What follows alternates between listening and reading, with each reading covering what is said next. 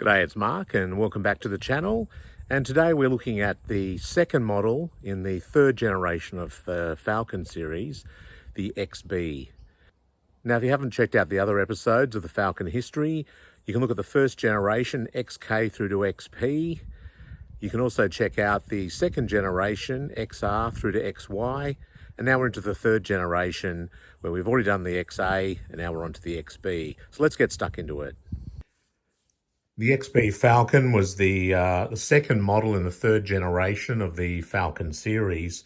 It was produced from September 1973 through to July 1976. And Wayne Draper was the designer for the XB model. As part of the review for the styling update for the XB, there was some interesting, concepts. One of them you can see here is a 351, like a GT wagon, which has rectangular headlights, different grille treatment, quite unusual looking. That obviously never happened in terms of that frontal design, but also the GT wagon concept. Another one was a different roof line and window treatment in profile for the hardtop models. But that never came to fruition. When you looked at the tooling costs and the volume for the hardtop models, it just would never justify such an investment. And frankly, the design they had was better than that proposal in my mind anyway. If you look at the final design that was released, it's really interesting because if you go back to the XW series and you look at the front grille, you can see that grille surround there and the separation of the headlights. And then if you go to the XY, you can see that strong central pillar theme. And it's almost as if the designers were inspired by both of these series, which had been very, very successful. And so was the XA, 129,000 or thereabouts built in a relatively short time. But they're obviously influenced by the XW and the XY. So when you look at the XB, you can see that they used like a honeycomb grille treatment, which looked quite nice. But then they also had this sort of amalgamation, if you like, of the XW and the XY treatments with that center pillar. At the rear, Ford designers dispensed with the three sort of pod-like taillights of the XA series. And they'd been influenced by, the Mercury Comet, the Montego Cyclone look from North America. And they still had that three-piece taillight design, but it was a much more integrated appearance, more flush fit. Engine choices for the Falcon range consisted of the 200 cubic inch, 130 horsepower straight six, the 250 cubic inch, 4.1 litre, 155 horsepower straight six, the 302 cubic inch V8 with 240 horsepower, made in Australia now, and the 351 cubic inch, 262 barrel V8.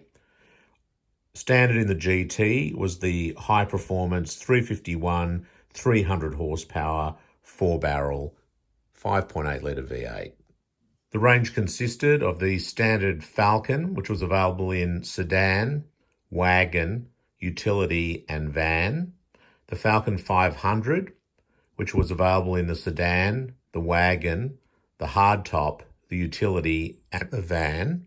And interesting, in the panel vans, these were really starting to take on not just a commercial appearance, but more of a lifestyle use. And that market was really starting to grow.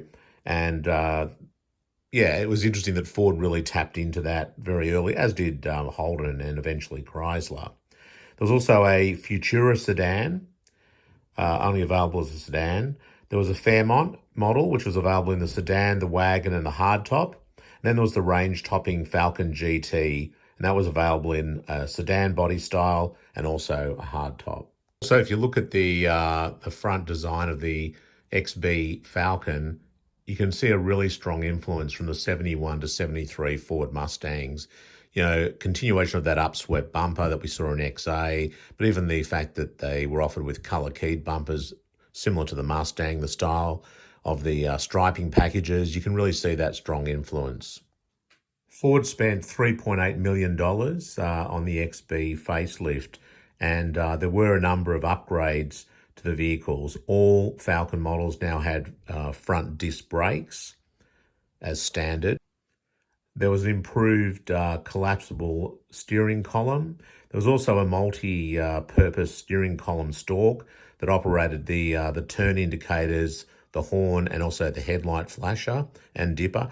I like the idea of the headlight flasher on the stalk, but in terms of a horn on the end of a stalk, not a big fan. Definitely not. They'd also spent money to improve quality control. Inertia reel seat belts were also fitted as standard, much more convenient and improved safety. So that was a really good initiative as well. There were also better door seals, which improved dust and general weather sealing. There was a 15% improvement in the heater capacity with better air distribution and quicker warm-up as well. Also, there was a move. This is when Australia went from imperial to metric in 1974, I think it was July. And so you had a situation where the very early XBs had mile per hour speedometers. Then you had a transition where you had miles per hour and kilometers in the same speedometer. And then you went towards the very end of just kilometers in the speedometer. So that was an interesting transition during that period. There were a number of special editions that were released during the life of the XB. First one was the Sovereign Edition in July 1974. And that was to commemorate Ford's 50th anniversary. There was a range of 50th anniversary models that were released to celebrate that.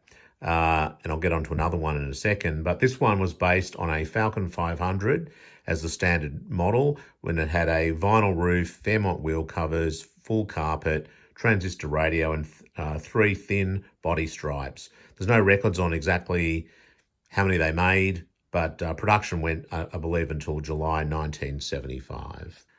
The car that many people would be aware of is the John Goss Special. That was also released as part of the 50th anniversary celebrations, and it was a limited edition of the Ford Falcon hardtop, and it was produced from August 1975. And that was also to commemorate the prestigious Bathurst 1000 endurance race win by John Goss the previous year.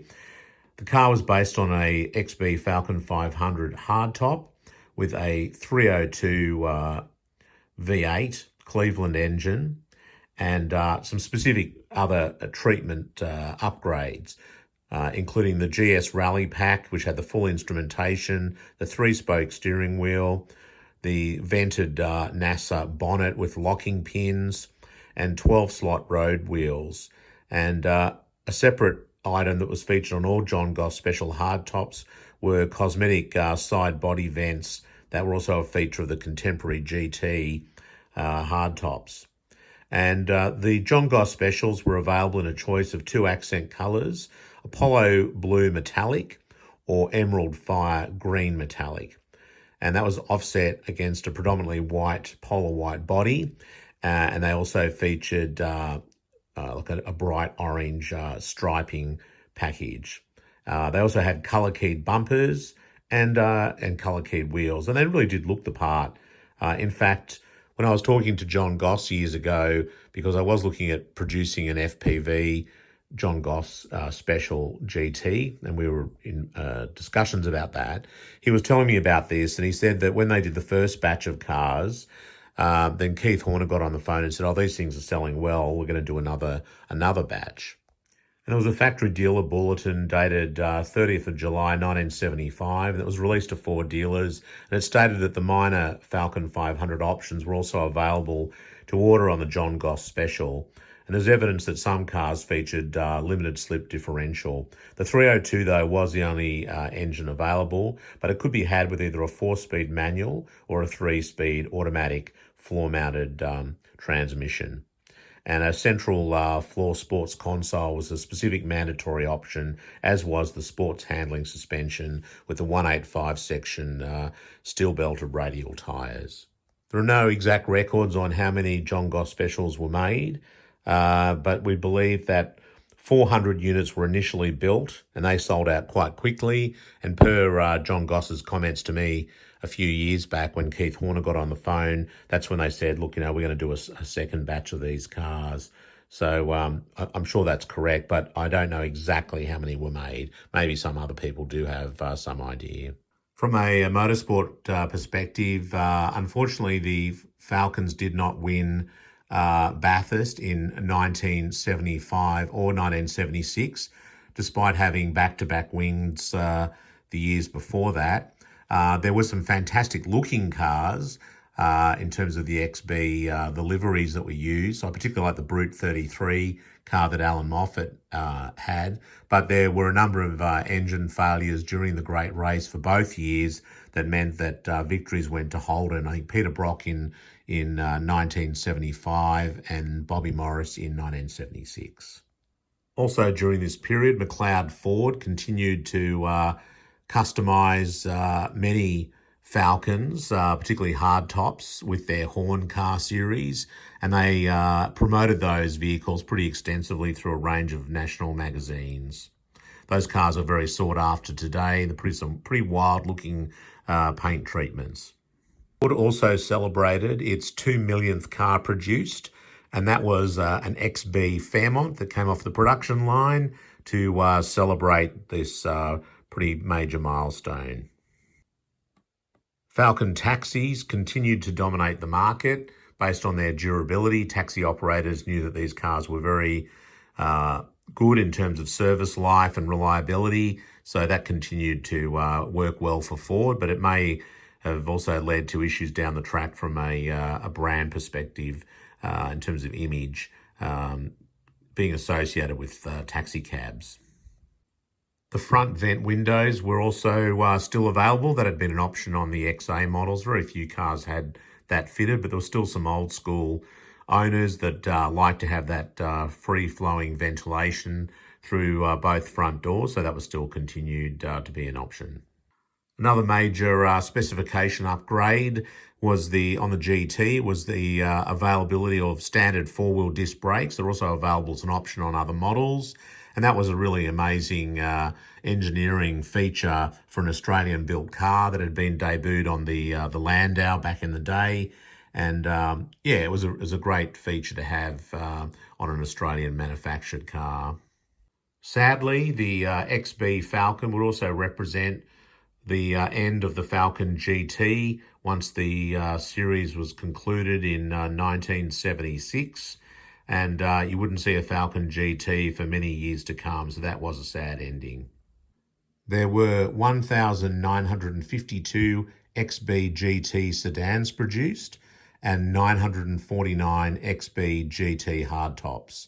And they were produced between July 1973 and June 1976. Interestingly, red pepper was the most popular colour at 280 units, followed by yellow blaze at 262. There were 211,971 XB Falcons produced. It was a very popular car, achieving number one selling status a number of times. So Ford would have been very happy with this. And this really goes back to the point I made in the XA episode, where the XA design really laid down the pathway for Ford leadership in the marketplace. So that's the history of the Ford XB Falcon. So I hope you enjoyed the video. Please make sure you hit that button in the lower right-hand side of the screen to subscribe. That really helps the channel. And please give a thumbs up as well. And love to hear your comments, what you thought of the episode and what you think of the XB Falcon. So until next time, thanks very much for watching, and see you later. New Falcon hardtop. Tough enough to get through when you have to get through, come hell or high water.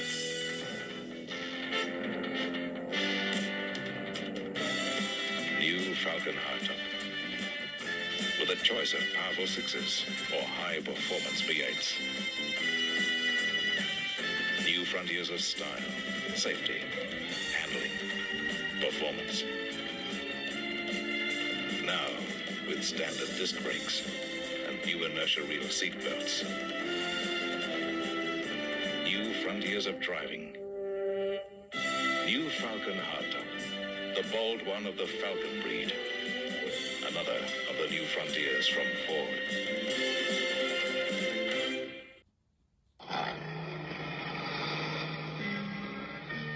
You're one of those guys who won't compromise with anything you do. You know what you want, and that's what you get, and that's the way it's always going to be. So size it up, because when you size it up, Ford Falcon fits you.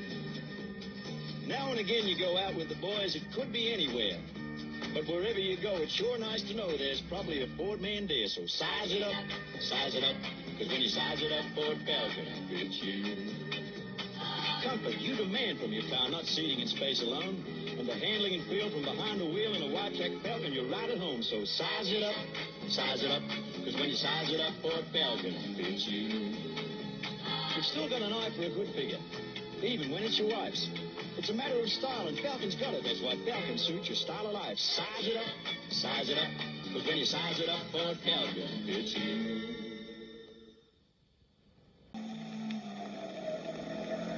John Goss knows what it takes to win Bathurst.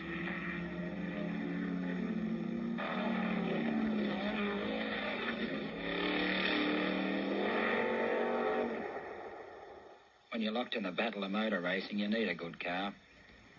And Falcon's always been a good friend to me.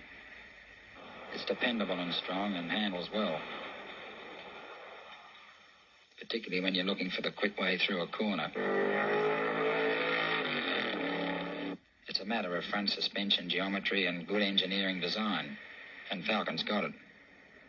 In fact, they've probably won more than half the classic endurance races in the country.